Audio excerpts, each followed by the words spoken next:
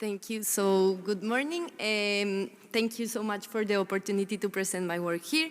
What I'm going to present is part of my ongoing PhD research dissertation that is under the supervision of Elisenda Renteria and Jeroen Spijker at CED in Barcelona. And in this specific research, we analyze through sequence analysis different trajectories of multimorbidity and social care needs. So about the background, it has been here discussed before that there is a complex relationship between multimorbidity and mortality. And in demography, we are obsessed with these questions. We are living longer, but are we living better? We know that this is related with gains in life expectancy, but it's also related to what we understand by living better. So we wanted to add another layer to this question of living better related to dependency and social care needs. So we wanted to study the relationship between multimorbidity and social care needs. This is a relationship that just has been recently started to be studied, and there are a few longitudinal analyses on this. Furthermore, the majority of the evidence has emphasized healthcare and social care services utilization and cost, but less has been said on individuals' trajectories.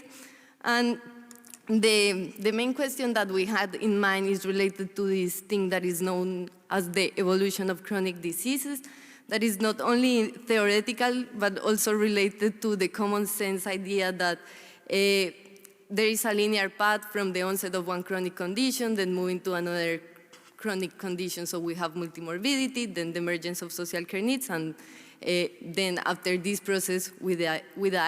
But we want to check if it is possible that these paths are more complex and which are the main trajectories behind this, but also what does explains this difference between individuals' paths. So our aim was to further comprehend the connection between the onset of multimorbidity with the rise of social care needs in European countries in 3 ways. So we wanted to explore the different trajectories, to analyze individual and contextual factors related to these trajectories, and also to conducting cross-country comparisons. And the main measures that we use are multimorbidity, that we operationalize as having 2 or more chronic conditions. This is a constructed variable from the SHARE survey that we use. And the other main measure was experienced social care needs, that we assume that someone is experiencing this type of needs when they are facing difficulties in carried out activities of daily living that we usually know as ADLs and IADLs, or in mobility. So as Maria explained to you all the details about the SHARE, I'm not going to say a lot of things about it, but we use data from the SHARE, all the ways that the 3rd and the 7th, because during this wave, the questionnaire is called SHARE Live and didn't include all the variables that we were going to analyze. We include all the countries with at least 3 waves during the observation period, and we end up with the list of these 12 countries that you can see on the slide. And our analytical sample was composed by 42,100 individuals that followed the inclusion criteria that was to have 50 years or more, have at least 1 chronic disease, and after internal imputation, only those individuals that had at least 3 observations with information about chronic conditions, moving, ADLs, IADLs, and mortality. So we use, in the methodological approach, we use 2 main methods, so sequence analysis to explore different states and trajectories of multimorbidity and care needs.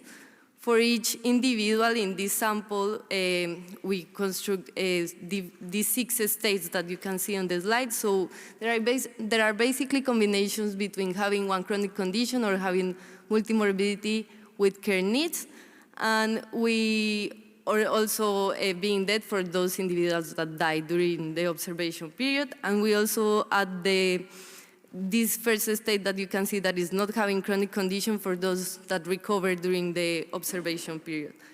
And for clustering, we use Omstram as the method that is based on optimal matching, in an optimal matching method, but this specific variation, it takes into account the transition rate, so that's why we choose this one. And then the other method was a multinomial regression. So we used the trajectories that we identified during sequence analysis to explore the main factors that accounted for the diversity in individuals' trajectory. And here we include demographic and socioeconomic aspects, but also health-related variables. So moving to the first results, behind this sequence analysis, we have like a summarizing purpose. So we wanted to have less clusters than the states that I previously mentioned. So our main goal was to have less than 6 trajectories, but we also use pruning criteria and cluster quality indicators. And what you can see in this slide, each line corresponds to each individual path. And they are grouped in these 4 clusters that are first those that are in permanent multimorbidity and social care needs. The second cluster referring to those with chronic conditions evolving to multimorbidity with social care needs. The third one referring to those with chronic conditions evolving to multimorbidity but without social care needs. And finally, the smallest cluster that we have, but we thought that it was also important to include it, the ones that recover from one chronic condition. Then with these 4 clusters, we move to the multinomial regression model. So here you have like the full perspective. I will highlight the main results in the following slides, but here keep in mind that the purple refers to the cluster of permanent multimorbidity and care needs, and then the yellow one to the ones that have a trajectory that recover from one chronic condition. So in these results, we saw that men, younger and higher educated individuals face lower risk of being in the cluster of permanent multimorbidity and care needs, and also in the cluster of chronic conditions with social care needs, and this is aligned with previous evidence on this subject. But then when we moved to the countries, we saw that not all countries had statistically significant results for all clusters. However, we can see like this difference from Greece to Switzerland. So we saw that Greek individuals face the highest probability of being in the cluster of permanent multimorbidity and care needs. Meanwhile, individuals from Switzerland face the lowest probabilities of being in this cluster. And then moving to the results by chronic disease, you can see that in the purple one, all the chronic disease and chronic conditions that we included in this analysis show like higher risk of being in the permanent multimorbidity and care needs trajectory. But results weren't statistically significant for all the clusters that we include in the analysis.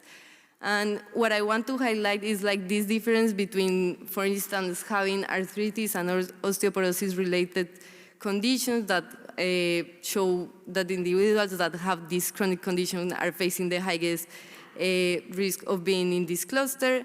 Meanwhile, those with cataracts are facing relatively lower risk of facing or being part of this cluster.